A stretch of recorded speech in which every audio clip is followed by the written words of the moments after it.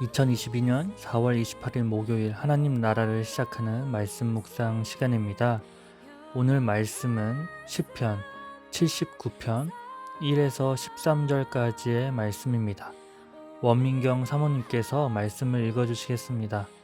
하나님의 말씀을 경청하십시오. 하나님이여, 이방 나라들이 주의 기업의 땅에 들어와서 주의 성전을 더럽히고 예루살렘이 돌무더기가 되게 하였나이다.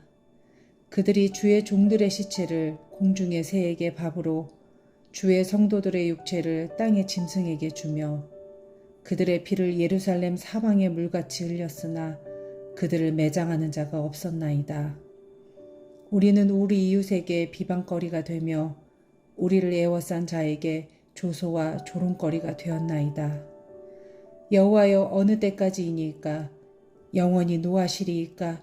주의 질투가 불붙듯 하시리이까? 주를 알지 아니하는 민족들과 주의 이름을 부르지 아니하는 나라들에게 주의 노를 쏟으소서. 그들이 야곱을 삼키고 그의 거처를 황폐하게 함이니이다. 우리 조상들의 죄악을 기억하지 마시고 주의 긍휼로 우리를 속히 영접하소서. 우리가 매우 가련하게 되었나이다.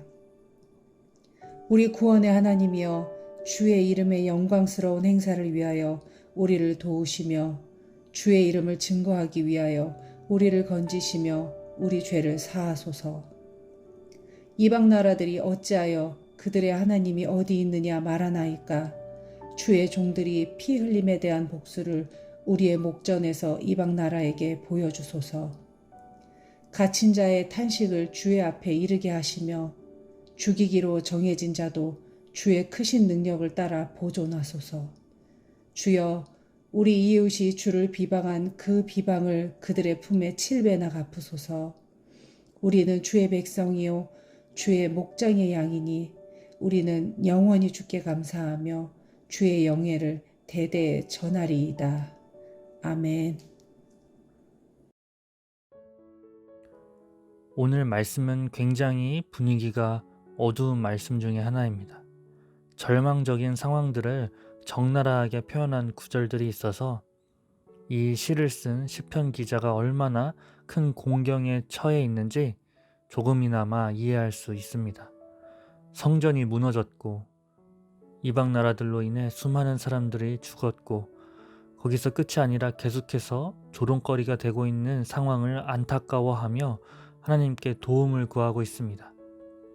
그리고 마지막 절 하나님께 감사와 찬양을 돌림으로 이 시가 마무리되어 우리가 익히 시편을 이해하는데 탄식, 또 주님의 도우심, 또 그의 감사로 마무리하는 이런 패턴으로 묵상을 하고 있었습니다. 그런데 이 시편을 좀 더 쉽게 이해하고자 새번역 성경으로 읽어보았습니다. 그런데 그 뉘앙스가 좀 다르게 느껴집니다. 주님을 알지 못하는 저 이방인들에게나 주님의 진노하심을 쏟아 주십시오. 주님의 이름을 부르지 않는 저 나라들을 위해 쏟아 부어 주십시오. 주님의 명성을 생각해서라도 우리를 건져주시고 우리의 죄를 용서하여 주십시오. 주님, 우리 이웃 나라들이 주님을 모독한 그 모독을 그들의 품에다가 7배로 갚아주십시오. 그때 주님의 백성, 주님께서 기르시는 양떼인 우리가 주님께 영원히 감사를 드리렵니다. 제대로 주님께 찬양을 드리렵니다. 새번역으로 시편 79편을 다 읽지는 않았지만 짧게 읽어본 이 말씀 구절 속에서 시인의 마음가짐이 드러나는 구절들을 보게 됩니다. 하나님께 불만이 있는 것 같기도 하고 또 하나님 앞에서 하나님이 이렇게 해주시면 그때 내가 찬양하겠다. 약간의 거래를 하는 모습이 보입니다. 제대로 된 회개 없이 그저 이방 나라를 벌해달라는 땡깡도 포함되어 있는 듯 싶습니다. 문득 내가 하나님이면 이 기도, 이 찬양을, 이 시편을 어떻게 받아들여야 할까 이런 고민에 빠졌습니다. 사실 이렇게 절망적인 상황이 된 이유는 누구의 탓도 아닌 이스라엘 자신들의 죄악으로 인한 심판의 결과였고 그 이방 나라를 탓하기 전에 자신들이 저질렀던 과오를 되돌아보고 회개를 해야 하는 것이 맞지 않은가? 정말 하나님의 긍휼을 원한다면 복수를 위함이 아니라 자신들의 온전한 회개를 위해 엎드려야 되지 않는가? 결정적으로 마지막 하나님께 딜을 하는 것이 아니라 하나님을 향한 찬양과 감사를 드렸어야 되지 않을까라는 생각이, 그런 마음이 들었습니다. 이 하나시를 듣고 있는 우신 가족 여러분들에게도 질문하고 싶습니다. 우리 우신 가족 여러분들이 하나님이라면 이 기도를 듣고 응답을 하시겠습니까? 아니면 이 시편 기자가 좀 더 정신 차릴 때까지 납두시겠습니까? 저라면 후자를 선택하겠습니다. 그런데 이 시편을 묵상하면서 주신 하나님의 음성은, 하나님께서는 이 기도를 들으시고 응답하시는 분이심을 깨닫게 해주셨습니다. 동시에 내 생각이 하나님과 얼마나 다른지도 깨닫게 하셨죠. 그리고 그 생각이 다른 저를 이 시편의 말씀을 묵상하게 하고 전하는 시간을 통해 하나님의 마음을 깨닫게 되기를 원하시는 그 하나님의 마음을 보게 되었습니다. 우리 삶에서도 하나님께 따지기도 하고 하나님께 땡깡 부리기도 하고 또 혹은 반대로 하나님을 인정하기도, 하나님을 찬양하기도, 하나님께 감사하기도 합니다.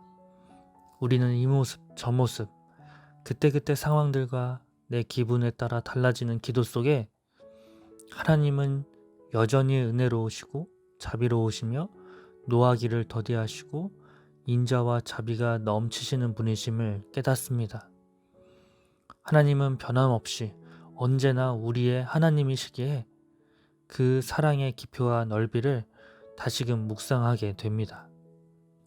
오늘 우리가 하나님께 드리는 기도, 그 기도에 우리의 상황보다, 나의 생각보다, 감정보다, 계획보다, 내가 나를 사랑하는 것보다 나를 더 사랑하시는 그 하나님, 그 하나님을 하나님으로 인정하고 찬양하고 감사하는 기도가 먼저 있기를 소망합니다. 오늘 이 시편 79편의 기도보다 우리가 드리는 기도가 하나님 앞에서 더 성숙한 기도가 되기를 간절히 소망합니다. 기도하겠습니다. 하나님께서 지금 이 기도를 들으시고 응답하시는 하나님이심을 믿습니다. 하나님, 감사합니다. 하나님만을 찬양합니다. 하나님의 그 크신 은혜와 자비에 내 삶을 빠뜨립니다. 각각의 상황에서 드리는 기도 가운데 그 기도를 들으시는 하나님을 만나는 시간이 되도록 인도해 주옵소서. 예수님의 이름으로 기도합니다.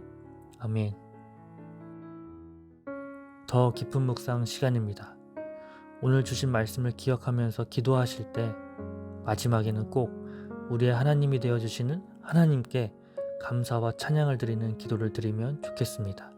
함께 기도하겠습니다.